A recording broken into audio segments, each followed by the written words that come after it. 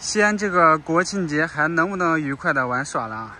今天早上一睁开眼，看到外面怎么又开始下雨了。今天是2023年10月4日，国庆节已经过了6天了。6天的国庆节，西安已经下了3天雨了。除过第1天、第2天没下雨，第3天、第4天又下雨，第5天没下雨，第6天又开始下雨了。不知道后面2天西安这个国庆节还下不下雨啊？不过我查看一下天气预报，好像后2天5号、6号，西安这个天气还是有雨啊。这个国庆节真的是太不友好了，想去哪儿玩的话，几乎都在下雨啊。你看这个下雨的天气，还能不能愉快的玩耍了？前面就可以看到西安的著名景点曲江池了。不过下雨天的曲江池还挺美的。这个天气逛曲江湖的话，不热也不冷，非常的舒服，很凉爽啊。都说雨中漫步比较舒服，不过今天看到这个曲江池上怎么没有人在划船呀？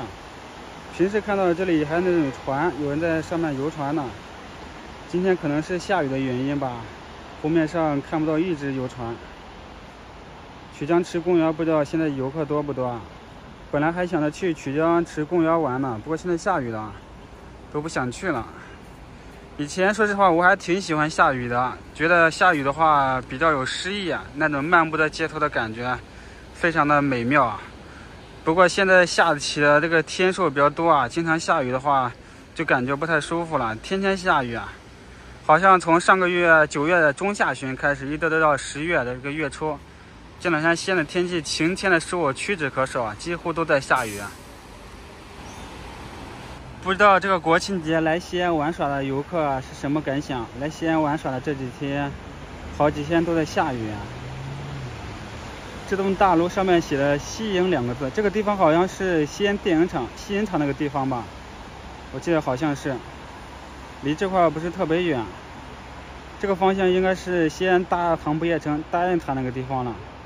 不过现在天气下雨啊，能见度不是特别好，要是天晴的话，站在这里好像还可以看到大雁塔呢。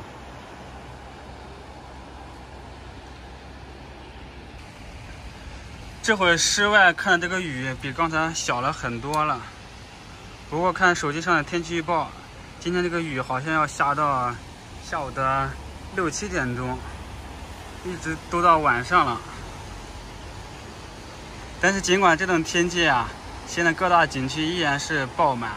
我前2天看到全国10大最堵的景区里面，西安就排行有2个，西安的大唐不夜城，还有临潼的兵马俑，那家伙里面的游客乌泱的，超级多，而且买票的话都买不到。